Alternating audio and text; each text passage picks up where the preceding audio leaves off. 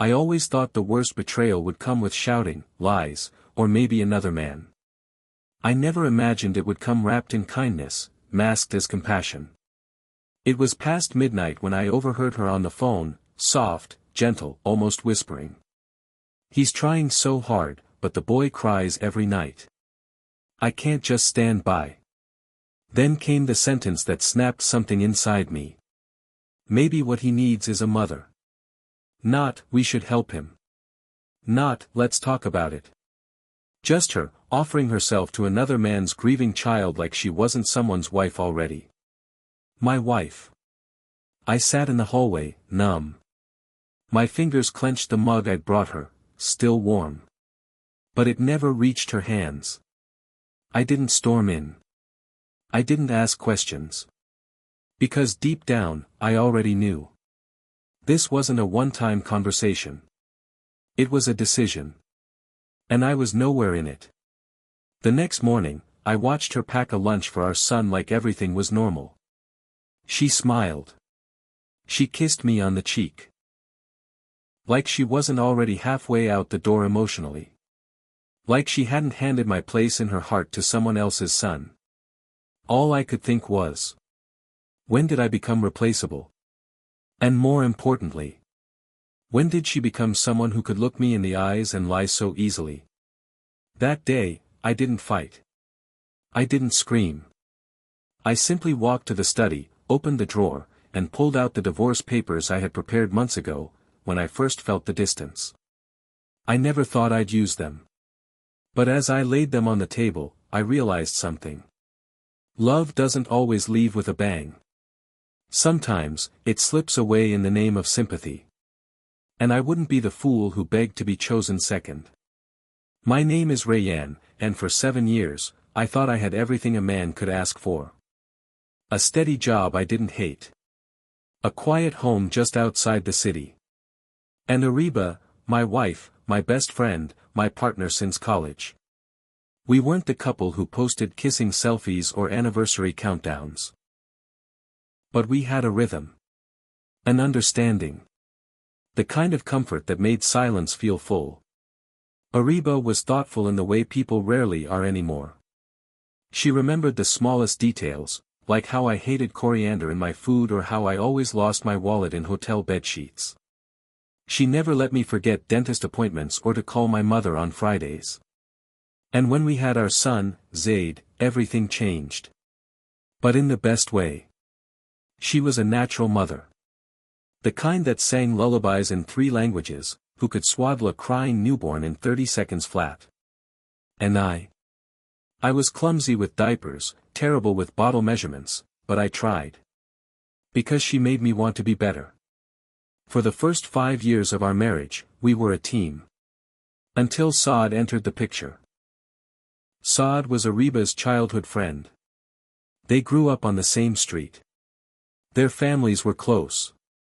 I met him at our wedding and again a few times over the years, polite guy, quiet, kept to himself. His wife, Mahira, was lovely. They had a son, Daniel, a year older than Zaid. We weren't close, but occasionally, Ariba would mention him, how Daniel was doing in school, or how Saad had been struggling to balance work and parenting after Mahira's cancer diagnosis. I never thought much of it. I mean, it's natural to care when someone you grew up with is going through hell, right? When Mahira died, I remember how shaken Ariba was. She cried for 2 straight nights. I held her as she wept into my shirt, whispering how unfair life was, how Daniel wouldn't even remember his mother's voice. I understood her grief. What I didn't understand was how that grief slowly carved space between us. At first, it was small things.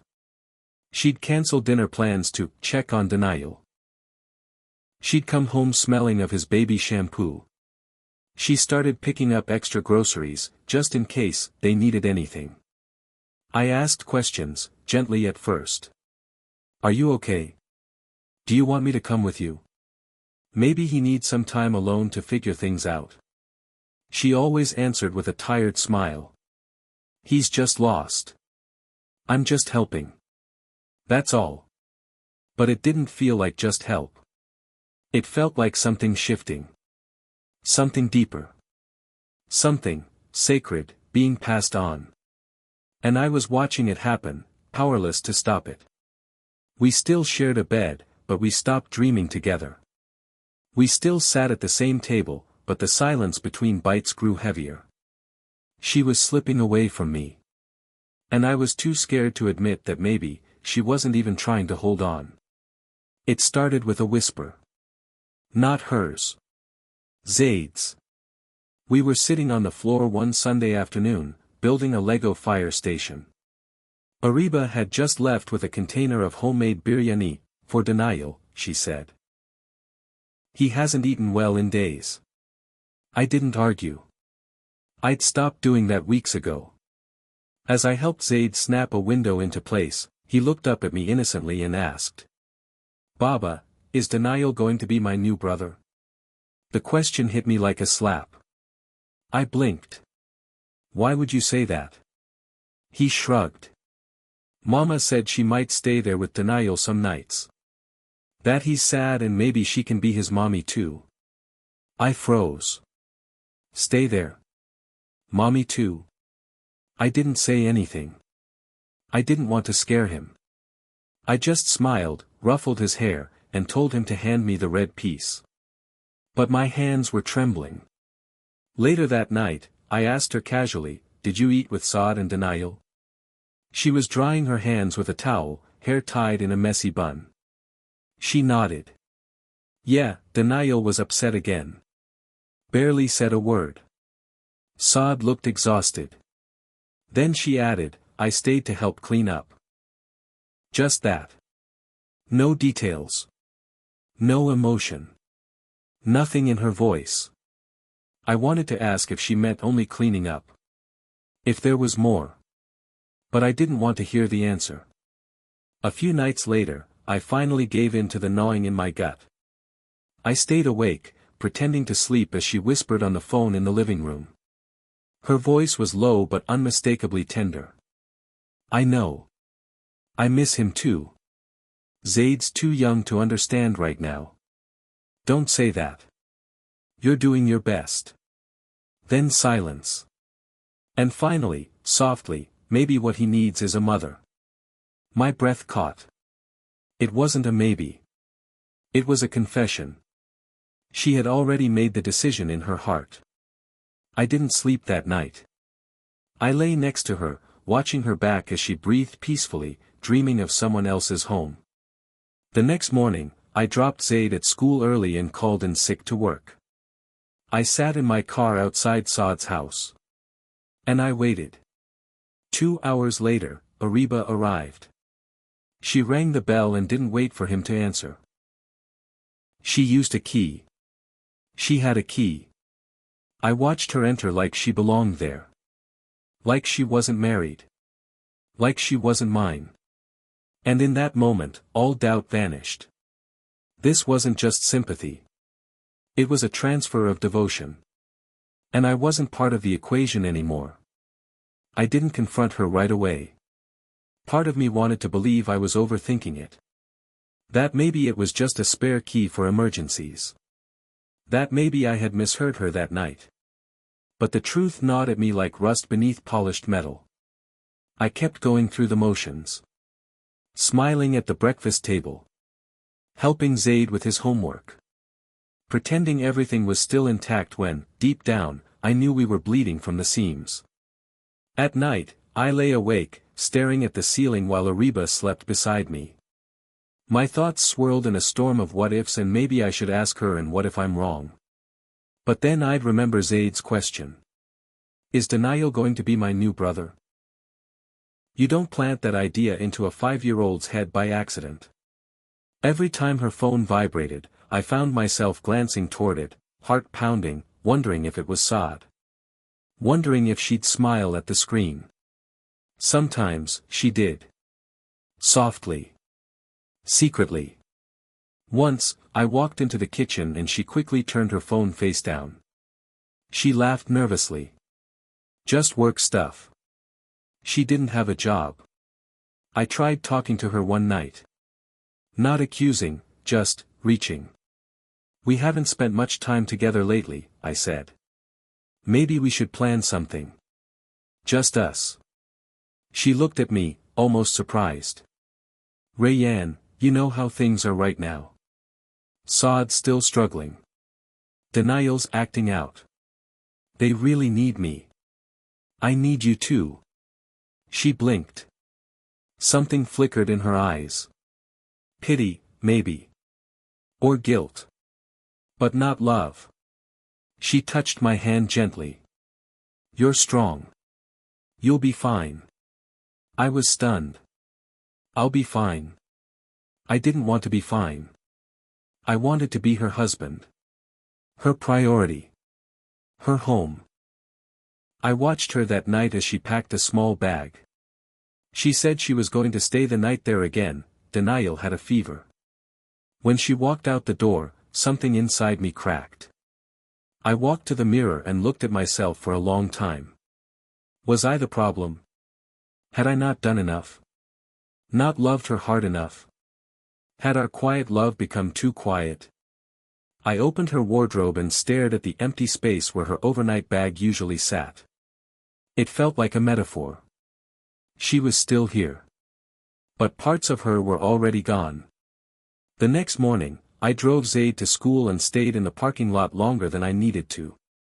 I watched the other parents hug their kids, sipping coffee, scrolling through phones. No one knew that a man in the next car over was quietly unraveling. I opened my phone and scrolled through our old photos. Ariba on our honeymoon, barefoot on a beach. Laughing while flour coated her hair during our first attempt at homemade pizza. Cradling Zaid on the hospital bed, exhausted but radiant. Where did that woman go? And when did she stop being mine?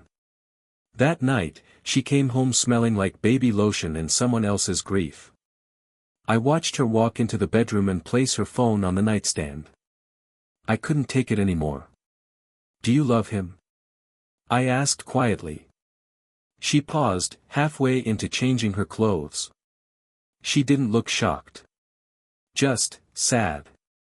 It's not like that, she said after a beat. I waited. It's not about love, she continued. It's about doing what's right. He's alone. Denial needs stability. A woman's presence. I'm just, helping. Helping. Always helping. But at what cost? And then she said something that broke what was left of me. You'll always be the safe choice, Rayyan. But maybe they need someone brave. Brave. Like leaving your husband behind to mother another man's child. I didn't say another word. Because I knew now, I wasn't imagining things. And I wasn't going to fight for someone who saw me as a backup plan. A week passed. I didn't speak much. Neither did she. We slept under the same roof but lived in different worlds. Zaid sensed it. He became quieter too. Less laughter. More questions in his eyes he didn't know how to ask.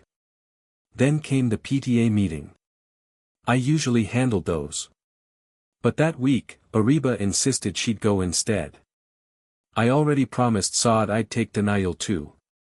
Their meetings are back to back. We'll manage it all in one go. I stared at her. We. Not you and me. Her and Saad. I clenched my jaw but said nothing. Later that afternoon, I had to drop off a signed permission slip that Zaid had forgotten. I figured I'd hand it directly to the teacher since Ariba was already there. When I reached the school, I parked across the street and spotted her car in the lot. As I crossed, something made me slow down. There they were. Ariba. Saad. Denial. Zaid. Walking out of the school together. Laughing. Like a perfect little family. Saad placed his hand gently on her lower back. She didn't flinch. Didn't move away. Zaid looked up at Saad and asked him something. Saad bent down and ruffled his hair like a father would. And Ariba, she smiled. It wasn't the smile she gave me anymore. It was warm. Real. Alive. She looked happy. And then, denial reached for her hand. She took it without hesitation. My heart stuttered. I stood frozen behind a tree as they walked to the car. Saad opened the back seat and motioned for the boys to climb in. Then he opened the passenger door, for her. My wife. In his car. Sitting beside him. The car pulled away. And I realized something I'd tried to deny for weeks. They weren't helping each other anymore. They were already building something, without me. I drove home in silence. But I couldn't go in. Instead, I opened my laptop in the car and printed the divorce papers I'd saved months ago. They'd been gathering digital dust, waiting for the moment I couldn't lie to myself anymore. This was that moment. I didn't wait for her to come home. I left the papers on the dining table with a note. You made your choice. I'm just making it official. Then I packed a small bag, picked up Zaid from school the next day, and took him to my parents. I didn't answer her calls that evening. And when she finally showed up at my parents' house the next morning, red-eyed, panicked, I didn't shout. I just opened the door, handed her the envelope, and said. You wanted to be his son's mother. You never asked if you still wanted to be my wife. She stood at my parents' front door, disheveled and breathless. Rayyan, please, she said, her voice trembling. We need to talk. I didn't move from the doorway. You read the letter, I said flatly. She nodded, clutching the divorce papers like they were death warrants. You're really doing this, she whispered. You'd just leave without even hearing me out. I almost laughed. Hear you out? I said, stepping back so she could see the empty hallway behind me. Is that what you gave me, Ariba? A chance to be part of the decision?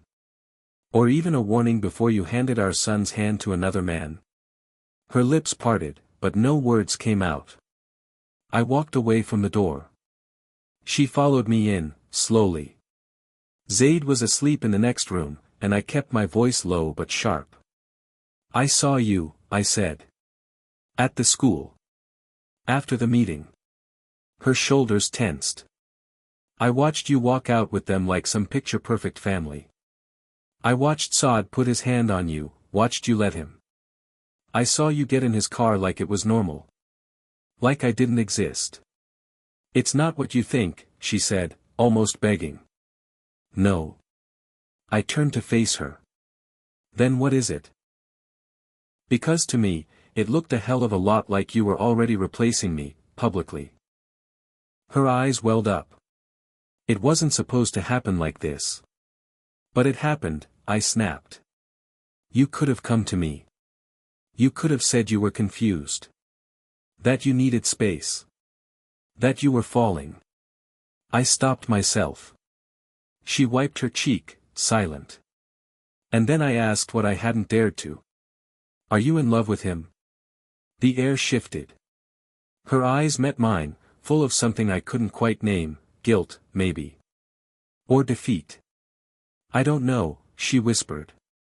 But I feel needed there. And I feel, like I matter. I staggered back. You matter. I repeated, stunned. I made you my entire world, Ariba.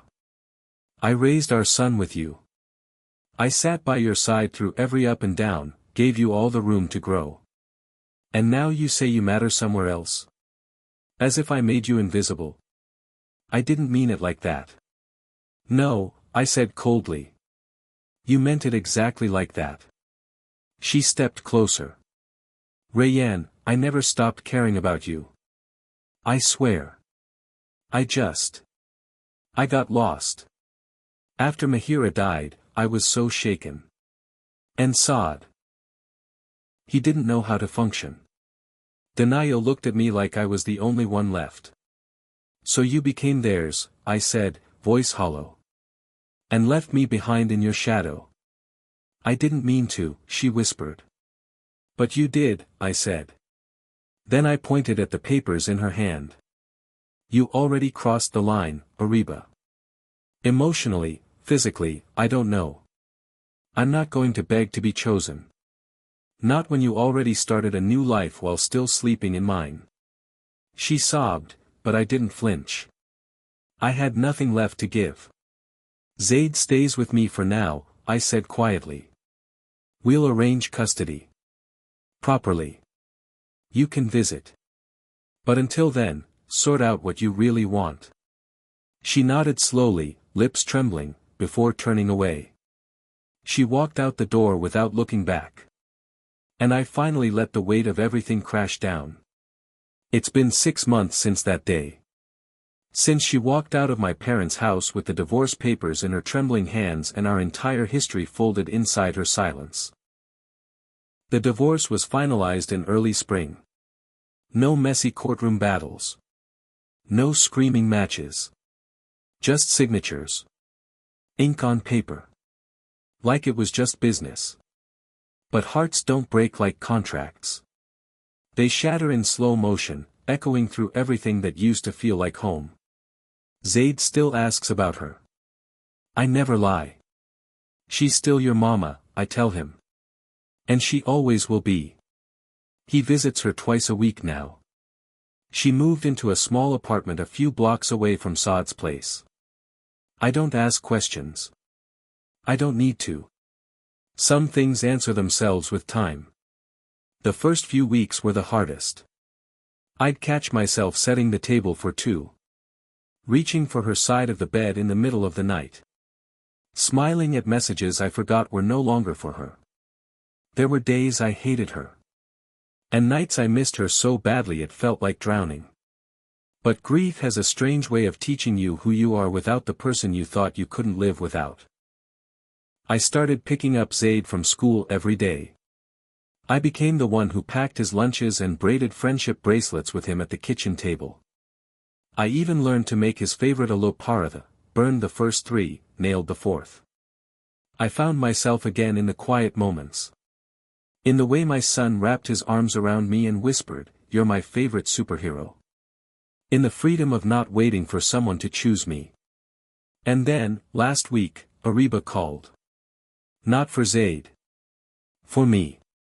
I just wanted to say. I'm sorry, she said. Not just for what I did. But for how I did it. For how I made you feel like you were the safe choice when really, you were the one I should have fought to keep. There was a long pause. I didn't fill it. I'm not with Saad, she added. Not like that. I thought I was doing the right thing. But I confused guilt with purpose. And in the process, I lost the one person who never made me feel small. Her voice cracked. I miss being your wife, Rayyan. I miss being, us. I closed my eyes and let her words hang in the air. And then, gently, I said, I don't hate you, Ariba. But I don't think I love you the same way anymore. Maybe some things can't be rebuilt. Maybe they're not meant to be. She didn't argue. Just whispered, I understand. We said goodbye. And for the first time in months, it actually felt like one. Now, every morning I wake up to the sound of Zaid running down the hallway, toy sword in hand, ready to duel his sleepy dad. And every night, I close my eyes knowing I didn't lose everything. I just let go of what wasn't holding me anymore. Some people leave quietly. Others leave while standing right beside you, one foot already in another life. But if you're lucky, you learn to walk away too. Not in anger. Not in revenge. Just with peace. Because sometimes, the most powerful thing you can do is let go before you start to disappear in someone else's story.